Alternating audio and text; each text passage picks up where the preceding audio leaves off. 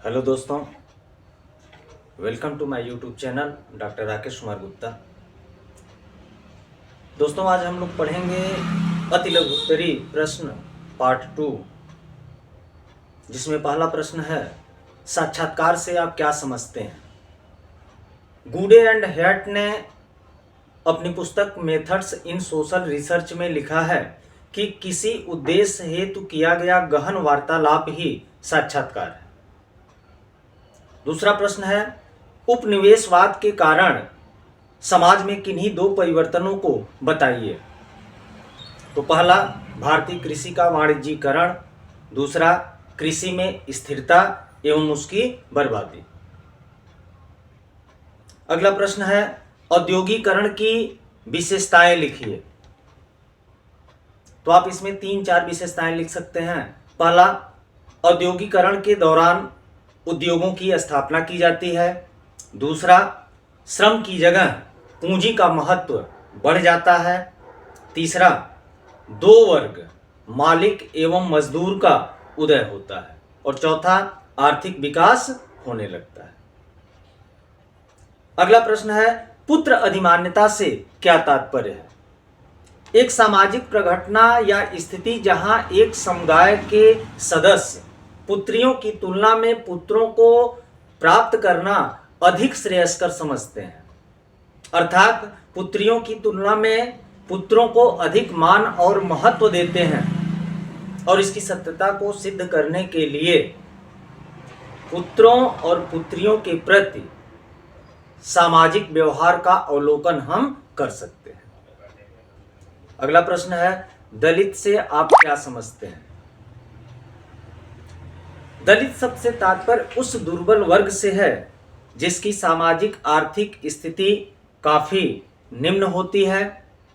दलित सदैव अस्पृश्यता एवं भेदभाव का शिकार रहा है। इनका सदैव शोषण किया गया है और भारतीय संविधान में दलितों को अनुसूचित जात के अंतर्गत रखा गया है। अगला प्रश्न है, लोकतंत्र किसे कहते हैं। अब्राहम लिंकन के अनुसार लोकतंत्र जनता के द्वारा जनता के लिए सरकार है। अगला प्रश्न है, पर्यावरणीय आंदोलन को स्पष्ट कीजिए।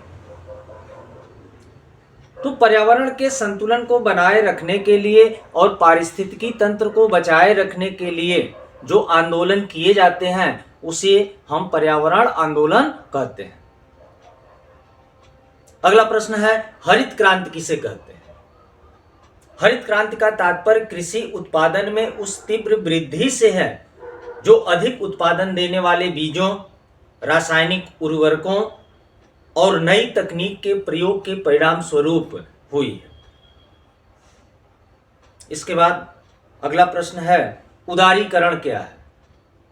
तो उदारीकरण आर्थिक सुधार की दिशा में उठाया गया एक कदम है।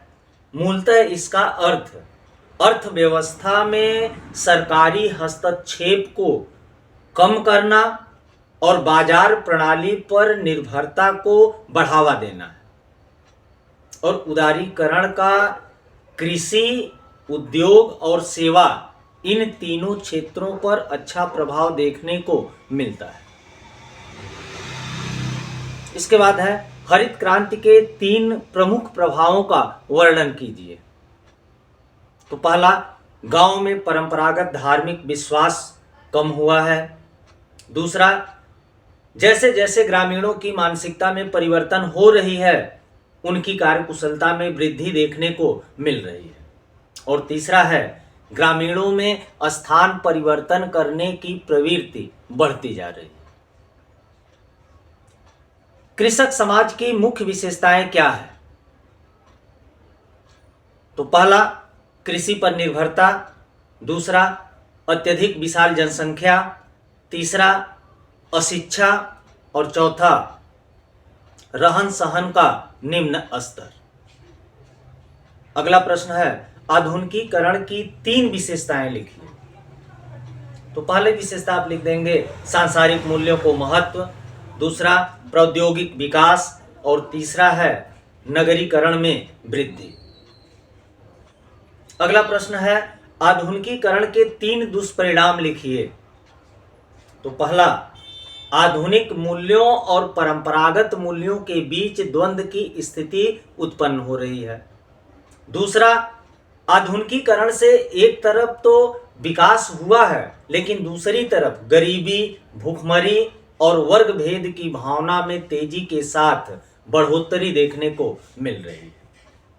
और तीसरा है आधुनिकीकरण की प्रक्रिया से तापीय उत्सर्जन और पर्यावरण प्रदूषण लगातार बढ़ता जा रहा है। इसके बाद अगला प्रश्न है क्षेत्रवाद क्या है और इसको बढ़ावा देने वाले 2 कारक लिखिए। तो क्षेत्रवाद किसे कहेंगे? हेडविग हिंटज के अनुसार क्षेत्रवाद क्षेत्र विशेष व्यक्तियों के विशेष अनुराग और पक्षपातपूर्ण धारणाओं से परिपूर्ण है। इसके 2 कारक, पहला प्रकृति प्रदत्त भिन्नताएं एवं असमानताएं और दूसरा भाषा संबंधी विविधता के कारण क्षेत्रवाद की भावना को बल मिलता है। वैश्वीकरण का भारतीय समाज पर क्या प्रभाव है? तो इसमें आप लिख सकते हैं, पहला मध्यम वर्ग का उदय, नई तकनीकों का प्रचलन, उपभोक्तावाद और चौथा शिक्षा और रोजगार के अवसरों में वृद्धि। अगला प्रश्न है जाति और वर्ग में क्या अंतर है? तो जाति एक बंद वर्ग है जबकि वर्ग जो है खुला होता है, उसमें खुलापन पाया जाता है। दूसरा, जाति का आधार जन्म होता है, वर्ग का नहीं होता है। तीसरा, जाति की सदस्यता प्रदत्त होती है जबकि वर्ग की सदस्यता अर्जित होती है। और चौथा, जाति में व्यवसाय निश्चित होते हैं, वर्ग में नहीं।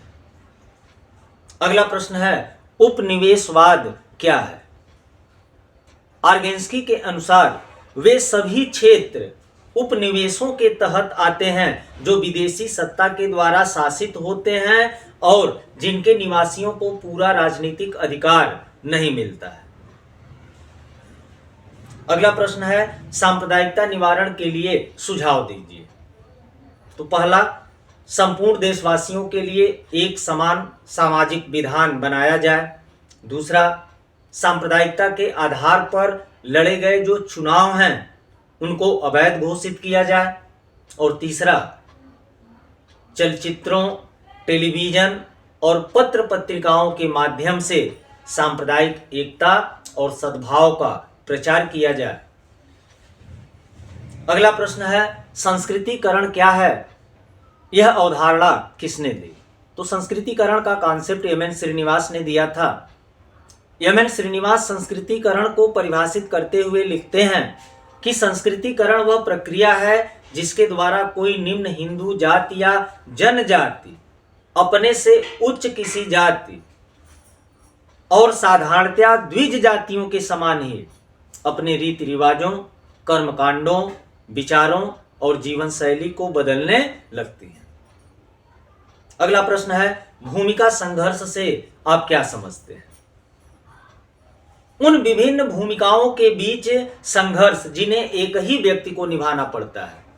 उदाहरण के लिए एक कामगार के रूप में अपनी भूमिका तथा पिता या पति के रूप में अपनी भूमिका, दोनों भूमिकाओं के बीच व्यक्ति संघर्ष का अनुभव कर सकता है। इसके बाद है ग्राम पंचायत के 4 दायित्व बताइए। तो पहला, आर्थिक विकास के लिए योजनाएं और कार्यक्रम बनाना। दूसरा, सामाजिक न्याय को प्रोत्साहित करने वाले कार्यक्रमों को चलाना। तीसरा, शमशानों और कब्रिस्तानों का रखरखाव। और चौथा, जन्म और मृत्यु के आंकड़े रखना।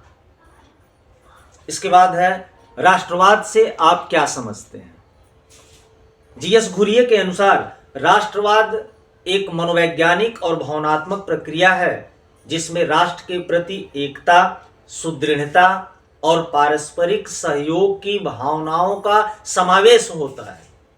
और यह एक ऐसी प्रक्रिया है जिसमें राष्ट्र के प्रति निष्ठा की भावना पाई जाती है।